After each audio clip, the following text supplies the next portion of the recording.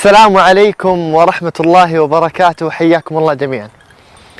هذا النور الذي سنتكلم عنه في هذه الحلقة لم يجد مساعدة من أقاربه من أهله حتى يكون رجل يخدم الدين، لا، بل بالعكس، أبوه كان رأس المنافقين وهو كان من أفضل المسلمين.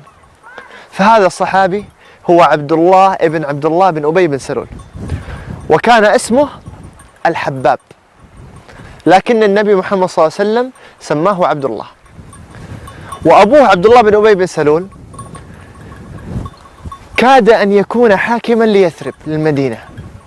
اجتمع قومه من الخزرج لأنه كان سيدا فيها، اتفقوا عليه وكادوا أن يعطونه الحكم، فأتى النبي محمد صلى الله عليه وسلم إلى المدينة وأشرقت المدينة، واجتمع عليه الأنصار، فكأنه غضب وحسد لأنه لم يتحصل على هذا السلطان وعلى هذا الملك. ثم استمر وبدأ في مضايقة النبي محمد صلى الله عليه وسلم، لكن ابنه عبد الله كان من أحسن المسلمين، شهد المشاهد كلها مع النبي محمد صلى الله عليه وسلم، أحد وبدر والخندق. لم يمنعه حال أبوه من أن يكون مسلما صادقا. الواحد مهما كان الظرف اللي حوله، مهما كان من حولك يساعدوك أو لا يساعدوك، لابد أنك تتحمل مسؤولية نفسك، أنه أنا أعبد ربي، أنا أبتعد عن المعاصي ولو كان ظرفي صعبا، ولو كان ظرفي مستحيلا برأي الآخرين، لابد. أما أن أضع لنفسي الأعذار ثم تجعلني هذه الأعذار أبعد عن ربي وأبتعد عن الهداية، هذا أكبر خطأ. عبد الله يقول للنبي محمد صلى الله عليه وسلم: يا رسول الله، إن أردتني أن أقتل أبي فآمرني. مستعد إنه يقتل أبوه. ليش؟ إرضاء لله وإرضاء لرسوله. عندما يأتي الأمر إلى طاعة رسول الله صلى الله عليه وسلم وطاعة الله، فهذا أهم شيء، حتى أهم من أبوه. فقال له النبي محمد صلى الله عليه وسلم: لا، ولكن بره وأحسن صحبته. بره وأحسن صحبته، وهو منافق من أكبر المنافقين. يا الله، يعني الواحد مهما كان حال أبوه وأمه ولو كانوا يؤذونك، لابد أنك تطيعهم في طاعة الله، لا تطيعهم في المعصية، ولكن لابد أنك تبرهم مهما كان. لا يوجد أي عذر في عدم برك بأبوك وأمك مهما كانت أعذارك، مهما كانت ظروفك. بر الأب والأم لا بد منه. ووصينا الإنسان بوالديه، أوصانا الله سبحانه وتعالى بالوالدين. فكان يبر أبوه، ومن أعظم بره بأبوه أنه كان يريد له الهداية. هذا أعظم شيء، أعظم من المال، أعظم من أي خدمة، أنك تحاول تكون سبب في هدايته، لأن الهداية أعظم كنز وأفضل شيء. فحاول فيه، يدعوه، ينصحه، لكن سبحان الله، القلوب بيد الله سبحانه وتعالى، والله سبحانه وتعالى يهدي من يشاء ويضل من يشاء.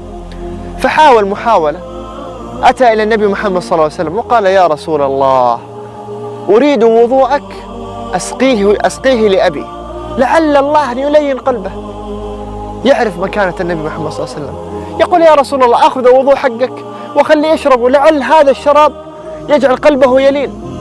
فتوضأ النبي محمد صلى الله عليه وسلم الرحيم بهذه الأمة، الذي يريد للناس الهداية، الذي أرسل رحمة للعالمين، فأخذ عبد الله هذا الوضوء وأعطاه لأبيه ليشربه، فشربه أبوه، ثم قال له: إن هذا كان وضوء النبي محمد صلى الله عليه وسلم. يريد أن يخبره، يعلمه، لعله يتوب، لعله يرجع إلى الله سبحانه وتعالى، يحاول. في إحدى المرات عبد الله بن أبي بن سلول قال لمن حوله: لئن رجعنا إلى المدينة ليخرجن الأعز منها الأذل. وقال: ألم أقل لكم ألا تنفقوا على المهاجرين؟ كانوا يستهزئون بالمهاجرين ويقولون: لو أننا لم ننفق عليهم لأصبحوا جياعا ولتركوا المدينة وخرجوا يهربون، هكذا يقول. فعمر بن الخطاب الذي يغار على دينه، الذي يغار على نبيه محمد صلى الله عليه وسلم، أتى إلى النبي محمد صلى الله عليه وسلم وقال: يا رسول الله، أسمعت ماذا قال عبد الله بن أبي؟ قال: ماذا؟ قال: يقول كذا وكذا. ثم قال: يا رسول الله، ائذن لي بضرب عنقه، وإن لم ترد أحدا من المهاجرين أن يقتله فأمر سعد بن معاذ بذلك. فقال النبي محمد صلى الله عليه وسلم: لا أريد أن يقول الناس أن محمدا يقتل أصحابه. النبي محمد صلى الله عليه وسلم لا يهتم بسمعته، بل النبي محمد صلى الله عليه وسلم يهتم لأمر الدعوة. إن قال الناس أن محمدا يقتل أصحابه كيف يدخلون في هذا الدين؟ حتى وأنه أوذي من هذا الشخص، هذا الشخص الذي كان أول من أخرج موضوع حادثة الإفك افتراء على عائشة رضي الله عنها. آذى النبي محمد صلى الله عليه وسلم حتى في أهله، ومع هذا لا يريد قتله، يريد أهم شيء استمرار الدعوة إلى الله سبحانه وتعالى. فماذا حدث بعد ذلك؟ نكمل القصة بعد قليل. نكمل مع القصة. فقال النبي محمد صلى الله عليه وسلم لعمر: ادعو عبد الله بن أبي. فدعاه عمر، فأتى إلى النبي محمد صلى الله عليه وسلم فقال له النبي محمد، قال: هل تعلم ماذا قال أباك؟ فقال: ماذا قال؟ فداك بأبي أنت وأمي يا رسول الله. وهو يقولها يعنيها، يفدي أبوه وأمه لنصرة محمد صلى الله عليه وسلم، وسنرى ذلك في هذه القصة. قال: لئن رجعنا إلى المدينة ليخرجن الأعز منها الأذل. فقال: صدق يا رسول الله. سبحان الله، كيف صدق؟ صدق يا رسول الله، والله أنت الأعز وهو الأذل. شوف العزة، شوف اللي يقف مع الحق ضد أبوه مباشرة ولا تردد، يحب الله ويحب النبي محمد صلى الله عليه وسلم أكثر من حبه لأبيه.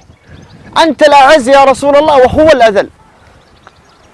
فقال: يا رسول الله، لقد أتيت إلى المدينة وأهل يثرب يعرفون أنه لا يوجد أبر مني، يعني أنا أبر من في المدينة لأبيه، كان بارا بأبيه وما زال بارا بأبيه.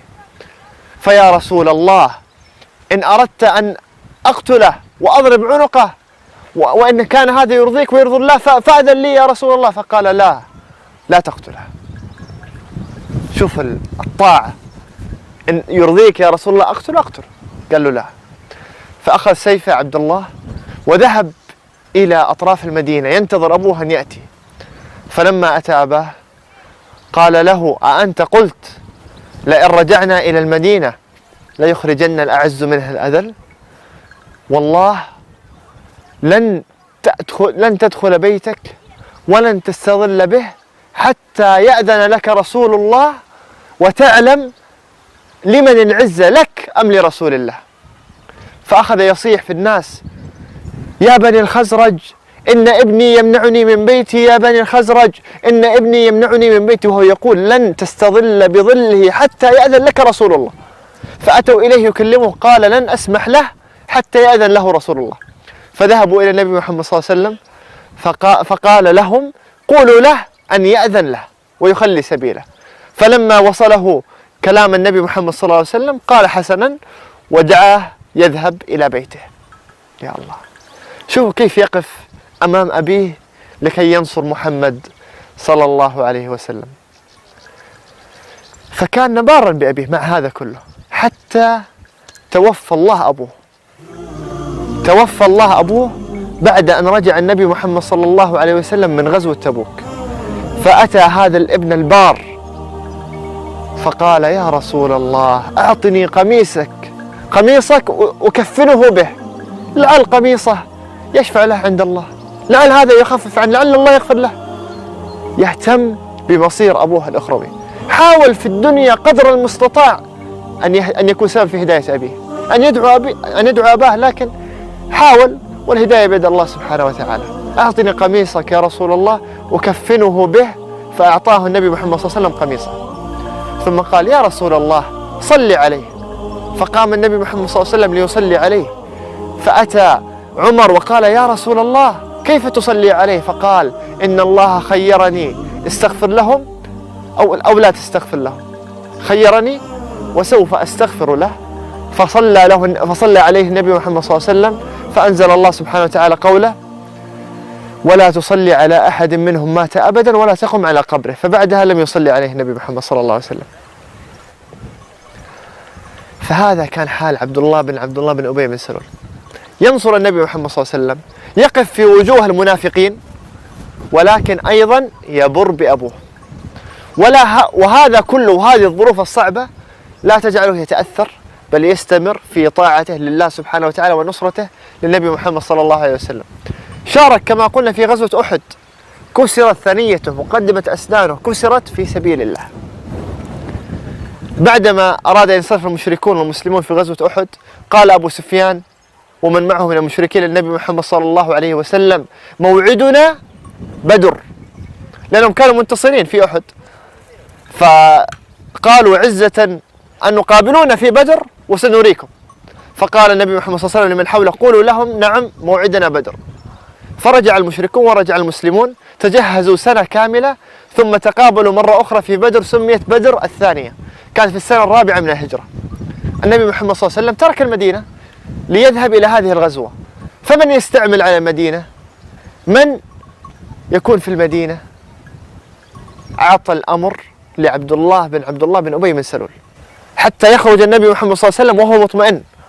فخرج النبي محمد صلى الله عليه وسلم مع أصحابه إلى هنالك، وانتصر المسلمون في تلك الغزوة، ففر المشركون.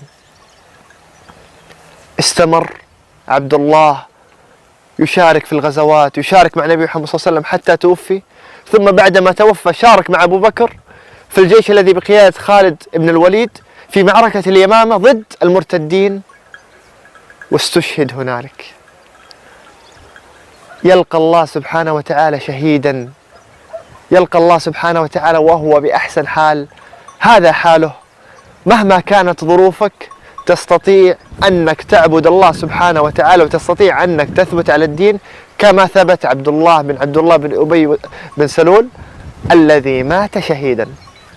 هذا والله أعلم، وصلى الله وسلم على نبينا محمد.